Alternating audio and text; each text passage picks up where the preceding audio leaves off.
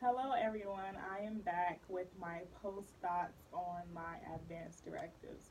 And I'm smiling now, but you know what? I have studied for so many incredibly hard tests. I've been through grueling hours of research from my research classes and just from school up to this point. But nothing has been as hard as drawing up this advanced directives. Let me tell you, I have had to stop and walk away from doing this assignment multiple times because it drew up a lot of memories for me about loved ones who I have, who have passed on already, and the what ifs, what if they had one of these. It's really hard to think of what you would like your final wishes to be. It seems like it's easy until you actually have to do it. We have these thoughts like, oh, when I die, I want this to happen. But when you're sitting down and have to write that out word for word and something that you want carried out, I don't know, for me, it was a little hard.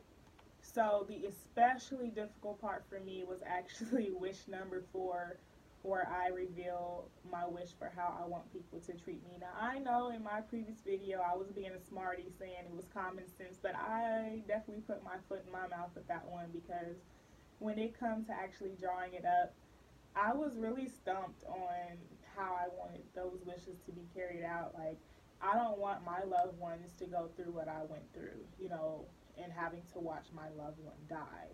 So, I still have that graphic image embedded in me, in my mind, as the last time I saw this loved one. So, I wouldn't dare want my children to have to go through that. I don't want someone with me when death comes. In fact, I would like them to be as far away as possible. I don't want any grueling images in their head.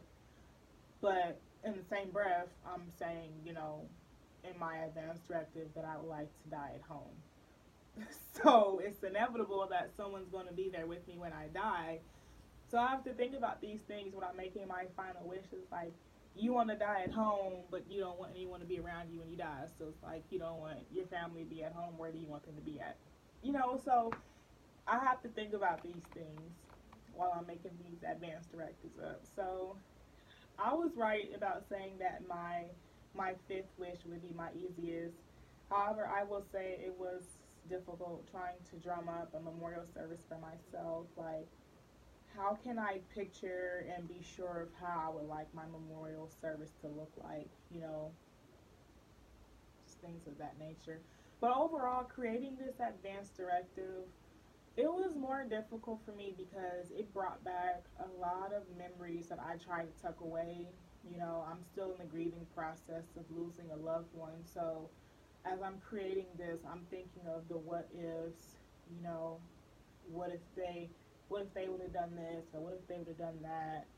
But, then again, this is a reminder of how important it is to have one of these. So I'm really, grateful for this assignment, even though it was hard. But it is something that we do have to face. That we're not all gonna be here. So we have to face reality that one day that time will come for us. And are we prepared to have all of our requests made in the event that something does happen to us? So yeah, that is the end of my post thoughts on advanced directives, and I look forward to reading everyone else's and watching everyone else's videos.